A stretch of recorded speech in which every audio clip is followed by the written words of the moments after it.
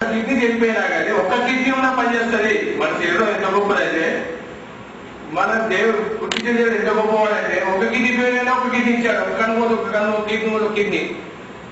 అందువల్ల మీకు తెలియదు. ఒక కిడ్నీ ఫెయిల్ అయ్యి రెండో కిడ్నీ ఫెయిల్ అయ్యే దాకా మీకు కిడ్నీ ఫెయిల్ అయిన విషయం తెలియదు.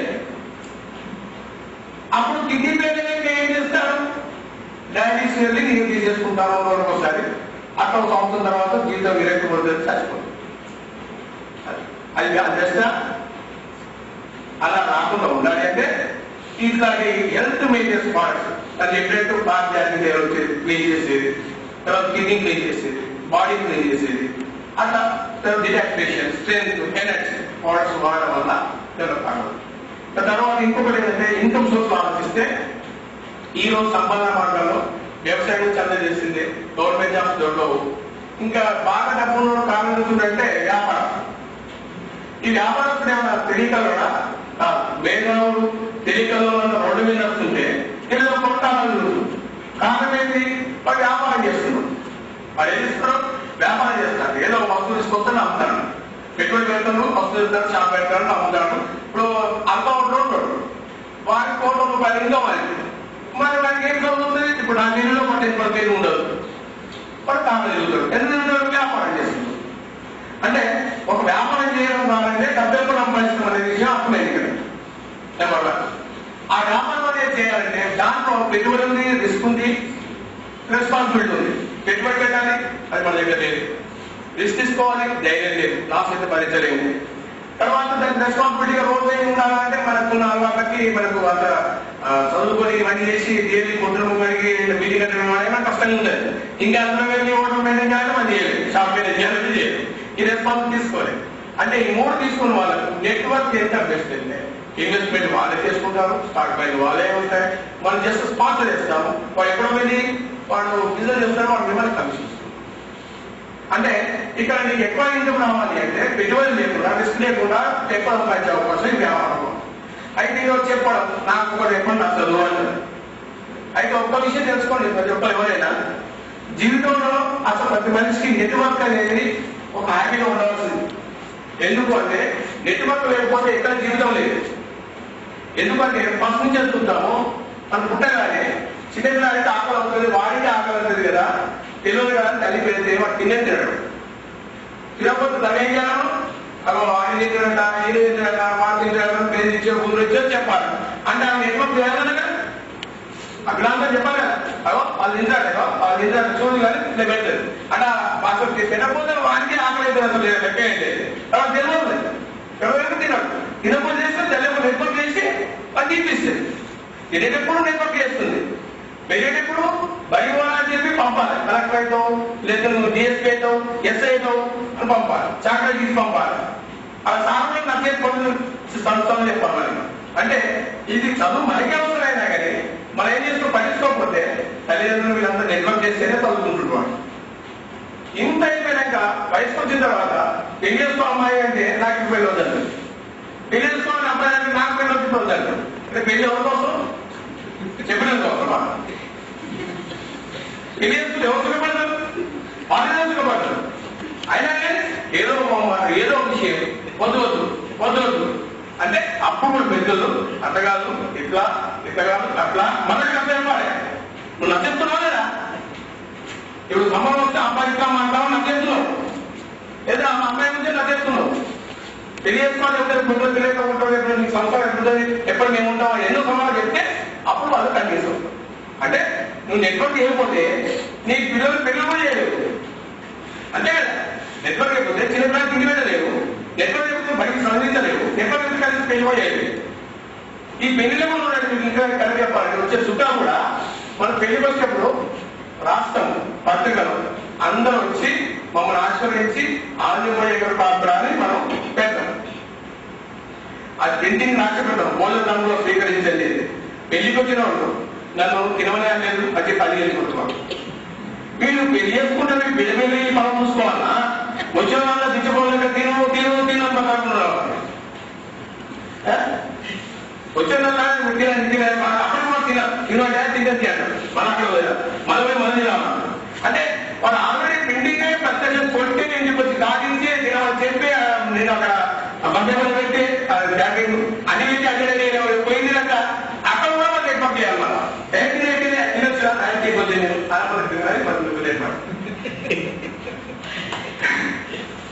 నెట్వర్క్ అంటే ఇక్కడ మా కనీసం పిల్లలతో సౌకర్యాలను నెట్వర్క్ చేయాలి. నీకు మంచిగా చేస్తాం మంచి అక్కడ మంచి ఉండదు. అసలు నేను నెట్వర్క్ ఏదంటే వెంటనే నచ్చిపోవాలని చెప్పాలి. ఎవరైనా నెట్వర్క్ నేను చేయను అంటే కదా ఇది చెప్తే నేనంటే చేస్తా కానీ ఇంకెవరు చెప్పేది ఎన్నో అంటాడు. ఇంకా నేను నచ్చిపోవాలి చెప్పాలి. ఎందుకోనంటే నువ్వు అందలేదు నెట్వర్క్ అయిపోతే ఎక్కడ దొరకలేదు. మొహమాట వల్ల అసలు అడగకుండా అమ్మ కూడా అన్న అన్నం పెట్టదు. అడగకపోతే ఆకలి అమ్మ అడగకుండా అన్న అమ్మ కూడా అన్నం పెట్టదు. నువ్వు నెట్వర్క్ అయిపోతే ఎక్కడ ఉంటావు? పిల్లల్ని పూజలేవు, బడి పంపలేవు, పెళ్లి చేయలేవు, కానీ సంపాదన చేయలేవు. ఇంకేం చేస్తావు?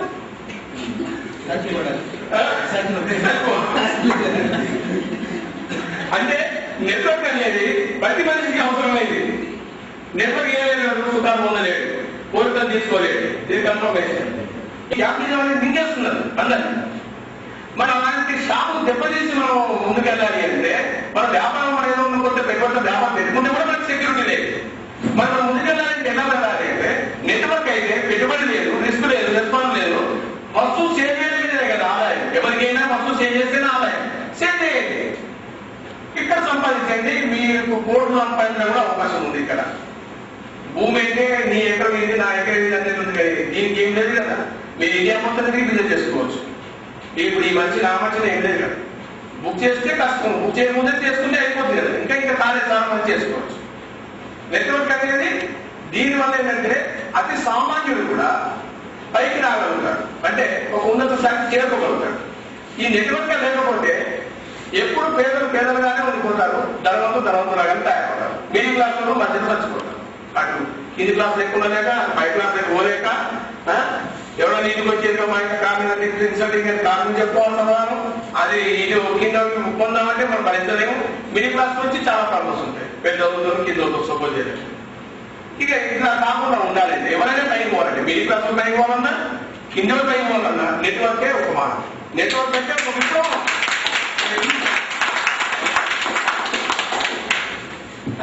సెకండ్ థింగ్ ఏంటంటే ఇక్కడ నెట్వర్క్ చేసినప్పుడు చాలా మందికి వాళ్ళ మనసులో వాళ్ళ అసలు ఏంటో ఎన్నుకోవడానికి పక్క పెట్టి వీరే మొదలు వీక్నెస్ గా ఉంటారు. చెప్పే నెట్వర్క్ ఏమో ఇక్కడ వినడు ఏమన్నాడు ఏమో అని అసలు మనే వీక్నెస్ ఉంటాం. మనం తప్పు చేస్తున్నాయేమో, మన నాన్న గురించి మనకి మా బస్సు గురించి చెప్తున్నాయేమో అనేది ఫీలింగ్ ఉంటుంది. కానీ అది తప్పు. ఈ నెట్వర్క్ మాత్రం అలాంటి కాదు. ఎందుకు అంటే ఒక చిన్న పిల్లాడికి మన స్కూల్స్ అయిపోయిన తర్వాత కూడా సార్ ఎక్కువ కూడా నమస్కారం అన్నాం, జీవితం ఎక్కువ కూడా నమస్కారం. మరి సార్ అప్పుడు జీతం ఇచ్చేసేవారు, ఫీజు కూడా ఇచ్చేవారు. స్కూల్లో ఫీజు ఇచ్చాము, జీతాలు ఇచ్చాము. జీతం తీసుకున్నా చదువు చెప్పింది సార్. మరి పైసలు తీసుకున్నారంటే చదువు చెప్పింది కదా. మరి నమస్కారం ఇవ్వతున్నాం మళ్ళీ. ఎందుకంటే ఎందుకు ఇస్తున్నాం? రెస్పెక్ట్. ఎందుకు? జీవితాన్ని ఇచ్చాడు, చేసిన పని కూలి తీసుకున్నాడు. అయినా కానీ వాడు ఎప్పటికీ గొప్పవాలి. కలెక్టర్ గారు ప్రధానమంత్రి అయినా సాగరమంత్రి నమస్తే సార్ అంటాడు. ఎందుకు అంటే అది ఒక గొప్ప పని. ఎందుకంటే వాడు పుట్టవేత్త దగ్గర పుట్టాడు కానీ వాడి మెదడుని మేధస్సుని మదించి వాళ్ళకు మనిషిగా రూపుదిద్దింది టీచర్ దగ్గర. అది చదువుకైతే సామర్థ్యానికైతే టీచర్ పెంచాడు. కానీ ఒక మనిషికి లోపంతోని దమ్మ ఉన్నా కానీ నిర్లక్ష్యంతో రోగానికి మందులు వాడకుండా వాడు చచ్చిపోతే వాడికి అవస్థనే, ప్లస్ దేశానికి కూడా నష్టమే. కొన్ని కుటుంబాలు చూస్తూ మంచి నడుస్తుంటుంది, అకస్మాత్ ఏదో రోగం వస్తుంది, మొగలు చచ్చిపోతుంది, వాళ్ళు అనాథలేదు. అలాంటి పరిస్థితి ఎందుకు రావాలి? ఆ వ్యక్తికి డబ్బు ఉంటుంది, మందు వాడే శక్తి ఉంటుంది, కానీ సలహా ఇచ్చిన ఉండకపోవచ్చు, ఇచ్చినా పట్టించుకోకపోవచ్చు. కానీ అటువంటి మనిషి కనుక మీరు మాట్లాడి ఒప్పించి, ఇప్పుడు జైనిసే ఉన్నాయి, అదే ఈ మందు వాడపై మంచిగా ఉందని చెప్పి మీరు కష్టపడి మనకి ఏదో ఎక్కబడి జైనిస్ మందు వాడించి ఒక 50 రూపాయలు 100 రూపాయలు కమిషన్ 1000 రూపాయల పైన వదిలేస్తాయి. కానీ మన బతుకుతాడు కదా, మన బతుకు మన కుటుంబం బతుకుతుంది. అదే కొన్ని కుటుంబాలు అనారోగ్యం రాకుండా కాపాడగలరు. మన రెండోది ఏంటంటే ఒక మనిషి అనారోగ్యంతో ఇప్పుడు ఆ sir bank employee Uday Kumar sir garu music director, అది మన సినిమాకి ఉషాపల్లి సినిమాకి, ప్లస్ బ్యాంక్ ఎంప్లాయ్ సింగర్. ఇప్పుడు ఆ సారు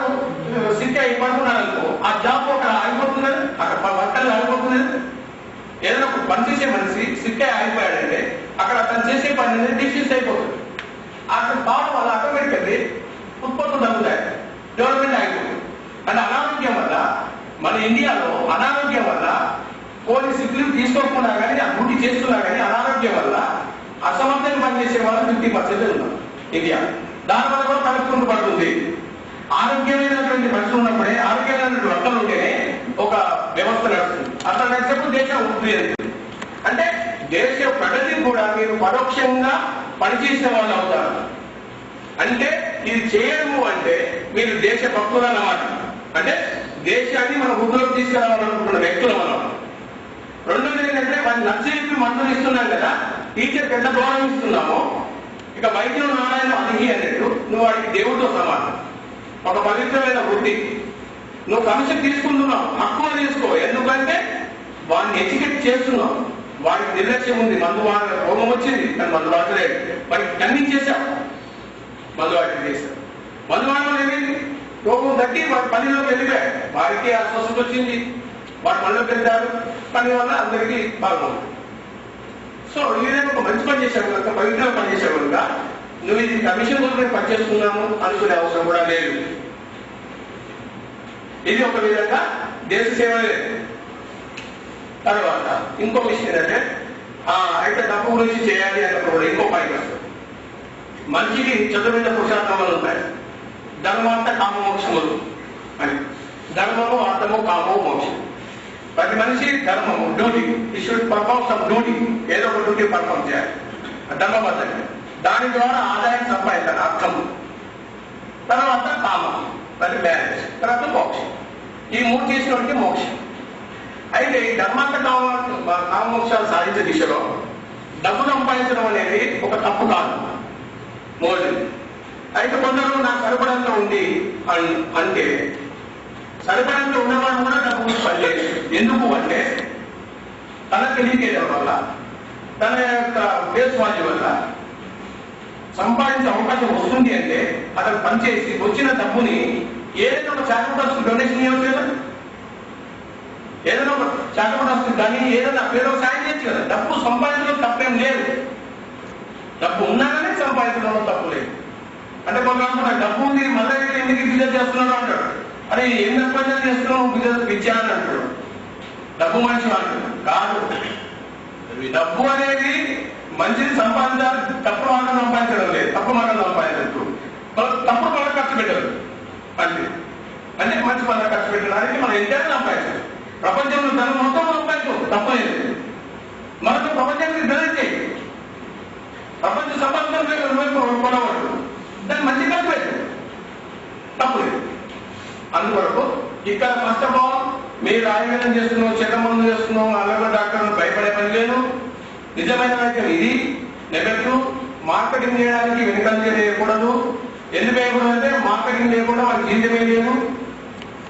రెండవది, మార్కెటింగ్ చేయడం వల్ల దేశాభివృద్ధి, సమాజానికి ప్రగతి ఇవన్నీ ఉన్నాయి. ఈ రోజుల్లో వాడు విస్కీ వైరాన్ని డబ్బులు సంపాదిస్తున్నాడు, విషామాన్ని డబ్బులు సంపాదిస్తున్నారు, గంజాయి డబ్బులు సంపాదిస్తున్నారు. మనం మందులకి డబ్బులు సంపాదిస్తున్నాం, తప్పే ఉంది. మనకి మంచి చేసి డబ్బులు సంపాదిస్తున్నాం. వాడు చంపడానికి చంపేది ఇచ్చి మందులు డబ్బులు సంపాదిస్తున్నాడు, మనం బతికిన డబ్బులు సంపాదిస్తున్నాం. అది కూడా ఎందుకు చేస్తున్నాం అంటే రేపటి తరానికి ఆయుర్వేదాన్ని రక్షించాలి అంటే, చెట్లను రక్షించాలి అంటే ఇలాంటి పెద్ద కంపెనీ మనం మోస్తే కనుక అది మనల్ని మోస్తుంది. అంటే మనం చిన్నప్పుడు నాకు ఎంత నాలెడ్జ్ ఉన్నా, నాకు ఇన్వెస్ట్మెంట్ లేనప్పుడు నేనేం చేయలేదు. ఇప్పుడు వాళ్ళంటే ఇన్వెస్ట్మెంట్ ఉన్నారు, ఒక 10 ఎకరాలు పెట్టేసి ఒక ప్రాజెక్ట్ పోతుందంటే ఇంకా కల్టివేట్ చేస్తారు, కల్టివేట్ చేసి డెవలప్ చేస్తాం. డెవలప్ చేస్తే అది ఎప్పటికీ ఉంటుంది. అదే అలా లేకుంటే ఎవరు కల్టివేట్ చేయకపోతే అసలు ఆ ముఖ్య దొరకపోతే అంతరించిపోతే ఆ మందులు లేకుండా అయిపోతాయి. మీకు ఇక భవిష్యత్తు రోగం తగ్గే అవకాశమే ఉండదు. అందుకొరకైనా మరి వైద్యాన్ని మోసుకొని వెళ్ళాను. ఇప్పుడు నేను ఆయుర్వేద డాక్టర్ని, నాకేదైనా వాస్తవంగా మా ఇంట్లో కూర్చుంటే బయటికి వెళ్ళే పని ఉండదు. లేకపోతే నేను పేషెంట్ నా ఇంటికి వస్తాను. కానీ బయట కామన్ ఏంటంటే ఇందు గురించి ఇది ఒక సామాజిక విప్లవం, ఒక సామాజిక మార్పు. అది ముఖ్యంగా భవిష్యత్తు రాబోయే సమస్యలకు ఇది ఒక సొల్యూషన్. అందు గురించి నేను వచ్చాను. సో మీరందరూ ఇప్పటి నుంచి ఆయుర్వేదాన్ని మంచి అవగాహన చేసుకొని గట్టి సపోర్ట్ ఇవ్వండి. ఎవరైనా ఎక్కడైనా మాట్లాడితే వెనక్కి రావద్దు. ఆయుర్వేదం ఏం పనిచేస్తుంది అంటే ఆయుర్వేదం మాత్రమే పనిచేస్తుంది అని చెప్పాలి. ఇంకా అతను నీవే అతను కూడా పనిచేస్తుంది చెప్పొద్దు, అంతవరకు గ్యారంటీ. ఇప్పుడు మనం డిపెండ్ చేసే పర్సన్ మాట్లాడితే మీ మందు కాదు పనిచేస్తే ఆయుర్వేదమే పనిచేస్తుంది అని చెప్పాలి. అయితే అసలు వ్యక్తిని కూడా ఈ పేషెంట్ నువ్వు ఏమించావు ఏంటి మనం తగ్గినంటే నృత్య మనం తగ్గిన అన్నం తిన్నాడు కదా అదే ఆయుర్వేదమే చెప్పాలి. ఒకవేళ అంటాడు నేనేమో నువ్వు ఇవ్వకుండా నేను ఇస్తే తగ్గింది కదా అని అంటే అతను నువ్వు ఇచ్చే మందుతో తగ్గలేదు, అతను అన్నం తిన్నాడు కదా తినకుండా చెప్పాలి అన్నాడు. అన్నం కూడా మందే నీ నట్టు అది పనిచేసింది. మొత్తం మీరు ఏంటంటే వెనక్కి వెళ్ళకుండా చేయాలి. నెట్వర్క్ అనేది కంపల్సరిగా చేయాలి, ఆదాయం కూడా చేయాలి, దానికి మంచి పని కోసం ఖర్చు పెట్టాలి.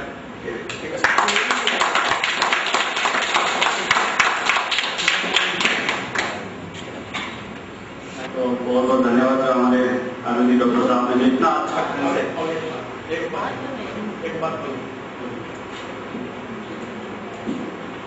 మీకు ఇంకొక విషయం చెప్పడం మర్చిపోయాను. ఈ నెట్వర్క్ గురించి అంటే ఇంత క్రితం నేను డిఎక్షన్ చేశాను పుట్టగొడ్డది మలేషియా కాన్సెప్ట్. అది చేసినప్పుడు నేను ఎటువైగా తిరిగాను. అయితే అప్పుడు ఎంత కంప్లైంట్ చేశాను ఆ నెట్వర్క్ మీరు కలిసిన వాళ్ళు చెప్తారు. ఫస్ట్ టైం అయితే ఒక డాక్టర్కి వెళ్ళి ఇది పనిచేస్తే బెదిరిస్తే మందులు అమ్ముతాను బెదిరించాడు. బెదిరిస్తే వెళ్ళి నేను అదే నెట్వర్క్ కూర్చునే వెళ్ళి మొత్తం క్లాస్ చేసి నువ్వు ఇచ్చే మందు సెక్యూరిటీ ఇస్తావా, ఇప్పుడు సరే ఒక 10 పేషెంట్స్ తీసుకుందాం, నువ్వు ఎంత పర్సెంట్ చేస్తావు, నేను 10లో 8 మెంబర్స్కి ఇస్తాను, నువ్వు కనీసం 2 మెంబర్స్కి ఇస్తావా సెక్యూరిటీ తగ్గుతుందో తగ్గదు అట్లా ఛాలెంజ్ చేశాను. అప్పుడు అన్నా సైన్స్ లో చెప్పింది చెప్తాం మేము, అది తగ్గుతుంది తగ్గకపోనొచ్చు కాదు తగ్గుతుంది నేను తగ్గిస్తాం అని అట్లా ఛాలెంజ్ చేశాను వెంటనే అప్పుడు బిజినెస్ ముందుకెళ్ళి. అయితే మీరు కూడా ఎక్కడైనా వెళ్ళాక ఇలాంటి డిఫెన్సెస్ వస్తాయి, వచ్చినప్పుడు మీరు ఇలా డిఫెన్స్ చేసుకోగలిగితేనే ముందుకు పోతారు, లేకపోతే ముందుకు పోయేదే. అలాంటప్పుడు డౌట్స్ వస్తే నన్ను నేను చెప్తాను, దానికి ఎట్లా ఆన్సరింగ్ ఇవ్వాలి, ఎలా చెప్పాలనే దాన్ని నేను చెప్తాను. అసలు ఇప్పుడు చెప్పిన పాయింట్స్ పనికి వస్తాయి, ఇంకా కూడా సబ్జెక్ట్ ఉంది చెప్పాలనుకుంటే, అది ఎంతో సబ్జెక్ట్ ఉంది. అయితే నేను డిఎస్ఎల్ చేసిన మాత్రం ఎంతో మంది డాక్టర్లు తీసుకొని వాళ్ళకి బాబాయ్ చెప్తే అదే ఎవరి మంది పెంచి ఆ వ్యక్తి కూర్చుని వెళ్ళి ఆ డాక్టర్ చెప్పిన నేను పారిపోలే, నాకు నెంబర్ కూడా పోలే. అసలు సరిగా చెప్పాలంటే ఒక అర్పిస్ట్ డాక్టర్ చేసిండు, ఒక పేషెంట్ కి లెఫ్ట్ హ్యాండ్ పెరాలసిస్ వచ్చింది, మెన్షన్ ఇచ్చింది, టీగానే రైట్ హ్యాండ్ కూడా కింద వచ్చినట్టు అనిపించింది, పక్ష చూస్తుంటే అనిపించిందట. ఈ డాక్టర్ ఫోన్ కొడితే ఈయన భయం నేను ఎక్కడ మందు ఇచ్చి ఇది ఇలా ఎవరు కొడుతున్నాడు చట్టం పని చేసుకొని తిరుగుతాను డాక్టర్ కలవాలే పేషెంట్. ఆ టైంలో నేను భయపడలేదు అనుకోకుండా నన్ను తర్వాత సాగి బయట అంటే పొలం బాగా నేను తీసుకెళ్తాను ఆయన భయపడుతున్నాను పేషెంట్ వెళ్ళాలి తిరుగుకోబోతున్నాడు. ఏం పర్లేదు నేను ఉన్నదాన్ని తీసుకెళ్ళాను, నేను వెళ్ళేది వాళ్ళు ఆస్పత్రి తీసుకెళ్ళాను నన్ను. అయితే అక్కడ కూడా ఇంత సార్ అక్కడ మొత్తం చాలా తెలంగాణాడు అంటే ఏ పర్లేదు ఉన్నదాన్ని తీసుకెళ్ళాను, నర్సింగ్ తీసుకెళ్ళాను. నేను ఎందుకు ఒక ట్రీట్మెంట్ తీసుకెళ్ళి వేసాను కానీ నేర్చుకుంటున్నాను. అక్కడ ఆ పన్ను తీసుకున్నాను వ్యక్తి నేర్చుకుంటూనే అవుతున్నాడు, ఏమి లేదు వాళ్ళు తీసుకొచ్చిన గవర్నమెంట్ ఇప్పుడు ఇంత చేస్తున్నాడు. నేను వేసిన మందులు అక్కడ నేర్చుకుంటున్నాను, చిన్న విషయం అది. అది తెలియక ఈయన భయపడి ఆ పేషెంట్ వదిలేసుకుంటే ఆ డిఎక్షన్ ఇప్పుడు నరకపోయింది. అయితే వాళ్ళ ఒకటి రిపోర్ట్ ఏంటంటే ఈ మంది మీ అసలు చేస్తారు ఈ మందు ఏం పని చేస్తే ఏమో అది పంపారు ఇక ఏదో కేసు. కానీ అసలు జరిగింది ఏంటంటే ఆ డిఎక్షన్ ఏం చేస్తుందంటే అది బాడీ మొత్తం స్కానింగ్ చేస్తున్నాము, ఎక్కడ గ్యాప్ ఉంటే అక్కడ నమూనేసి తీసుకొస్తుంది, తర్వాత అదే క్లియర్ చేస్తుంది. కానీ తెలియక వాళ్ళంతా భయపడ్డారు. దానికి ఏంటంటే తేనె ఉంది, తేనె వస్తే నరాలు మాత్రం ఇంకుతుంది, వెంటనే నరాలు విషయం దగ్గర తీసేస్తుంది. ఒక తేనె అనిపించామనుకో వెంటనే నరాలు మాత్రం ఇంపేస్తుంది, టోటల్ వెంటనే ఇమీడియట్లీ ఇంపేస్తుంది. ఆ గల శరీరంలో అక్కడ కూర్చుంటాడు. కానీ నేను చేసినది తేనె తీసుకొని పోసాను, తాగలనే నేను కూర్చుంటున్నాను. అంటే అది ఒక చిన్న విషయం. చెప్పండి 9391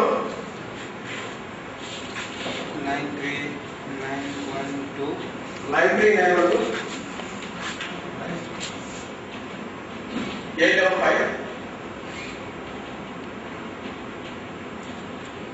35. అసలు ఇంకా ఇందులో వీళ్ళు రాసిన పాయింట్స్లలో అక్కడ మనం మెన్షన్ చేసింది అది పనిచేసే విధానంలో కొంచెం మాత్రమే. అన్న ఒక పునర్వరం చెప్పాలంటే ఇంకో గంట ఎక్కువ వస్తాయి. ఆ పునర్వరం ఏంటి అని చెప్పాలంటే పునర్వరం అంటే తెల్లగలిగి అది ఎంత పనిచేసి చెప్పాలంటే అక్కడ వద్దలే. అలా ఒక్కొక్క వస్తువులు ఏమి ఉన్నాయో మనకు అందులో చూపెట్టే కాకుండా ఇంకా చాలా బాగా పనిచేస్తాయి. మీరు ఏం చేయాలి? పేషెంట్ మెడిసిన్ ఇచ్చినప్పుడు అడగాలి ఇంకేమని తీసాయి, ఇంకేమని తీసాయి, ఇంతకుముందు ఎలా ఉంది బాడీ, ఇప్పుడు ఎలా తయారైంది అడగాలి. అడిగితే మీ నాలెడ్జ్ వస్తుంది అది ఎక్కడైతే పనిచేస్తుంది.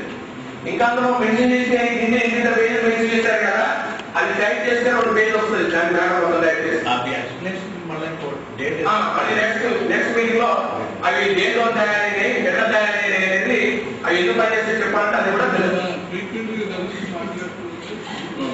అదే కాదు ఇప్పుడు వాస్తవం ఏంటంటే నేను జనరల్ గా మీకు చెప్పాలన్న వస్తే నేను మీకు చెప్పడం చాలా నేను మీతో మాట్లాడితే గ్రూప్ లో వెళ్ళి చెప్పడం, అసలు నాకు పబ్లిసిటీలో ఉండడం ఇండస్ట్రీలో నాకు నా లైఫ్ పడుతుందంటే పక్క వెళ్ళి కూర్చుంటాను. సార్ అక్కడ కూర్చున్నాను. నాకు ప్రైవేసీగా ఎక్కువ అలవాటు, అంటే ఎక్కువ ఆలోచిస్తానంటే నాకు డిస్ట్రిబ్యూషన్ కూర్చోవడం అలవాటు కనుక ప్రైవేసీ చెప్పడం వల్ల పబ్లిక్ లోకి ఇట్లా రావాలంటే ఇంట్రెస్ట్ ఉన్నాను. ఒక్కరు కూర్చొని ఏంటంటే చెప్తా, కానీ 10 కూర్చొని వెళ్తే చెప్పడం అనేది చెప్పవచ్చు. అంటే అయితే ఆ చెప్పడానికి కావాలంటే ఇది ఆయుర్వేదాన్ని రక్షించాలి.